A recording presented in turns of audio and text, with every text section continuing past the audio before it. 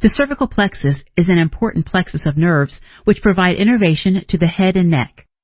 This plexus is located anteromedial to the levator scapulae and middle scalene muscles and deep to the sternocleidomastoid, or SCM. Now the anterior rami of the spinal nerves C1, C2, C3, and C4 form the roots of the cervical plexus, which is an irregular series of nerve loops and the branches that arise from these loops. Each participating ramus, except the first, splits into ascending and descending branches, which unite with branches from neighboring spinal nerves to form the loops. The superficial branches of the plexus, which initially pass posteriorly, are cutaneous or sensory branches, which innervate the skin, and the deep branches of the plexus, which includes the roots of the phrenic nerve and the ansa cervicalis, pass anteromedially and are motor branches which innervate the muscles of the neck.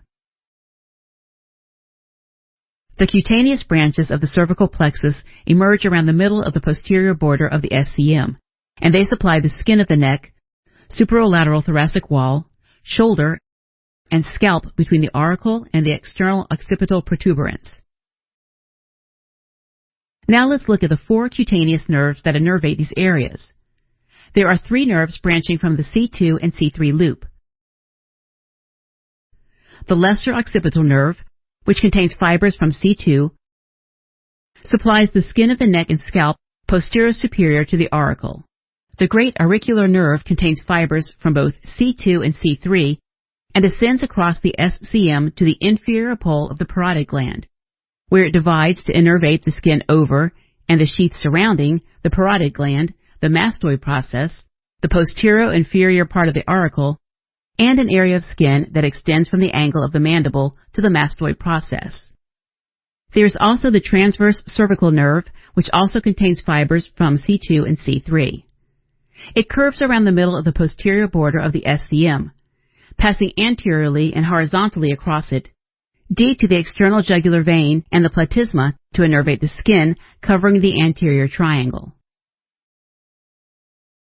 The branches of the cervical plexus that arise from the C3 and C4 nerve loop are the supraclavicular nerves, which contain fibers from C3 and C4 and emerge as a common trunk deep to the SCM. These branches send smaller branches to the skin of the neck that cross the clavicle and supply the skin over the shoulder.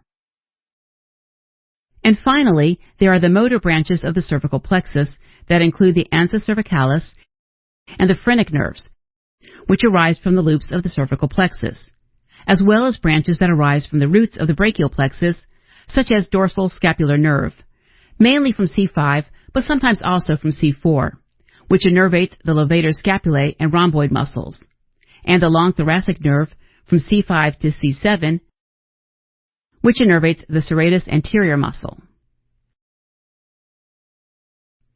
The ansa cervicalis is a loop formed by the union of the superior root of the ansa cervicalis, which is composed of fibers from C1 and C2, and can be seen briefly joining the hypoglossal nerve, and the inferior root of the ansa cervicalis, composed of fibers from C2 and C3. The ansa cervicalis innervates the infrahyoid muscles, specifically the omohyoid, sternothyroid, and sternohyoid, but not the thyrohyoid, which is innervated by a motor nerve which derives solely from the C1 fibers that travel along or hitchhike with the hypoglossal nerve, before descending as the nerve to the thyrohyoid. Another motor nerve which derives from the C1 fibers that travel with the hypoglossal nerve is the nerve to the geniohyoid, which innervates, the geniohyoid muscle. The phrenic nerve originates mainly from the C4 nerve with contributions from the C3 and C5 nerves. It contains motor, sensory, and sympathetic nerve fibers.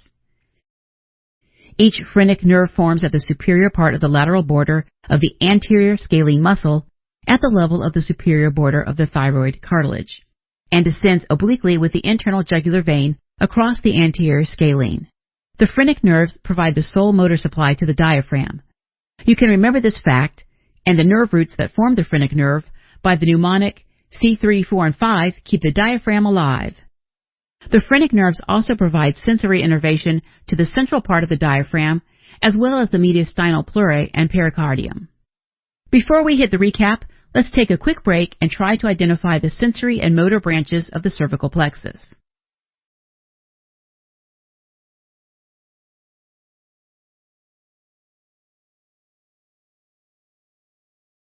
All right, let's do a quick recap. The cervical plexus forms from the anterior rami of spinal nerves C1, C2, C3, and C4, and has two types of branches, cutaneous and motor branches. The cutaneous branches are represented by the lesser occipital nerve, great auricular nerve, transverse cervical nerve, and supraclavicular nerves, and the motor branches are represented by the ansa cervicalis, phrenic nerves, nerve to the thyrohyoid, and nerve to the geniohyoid.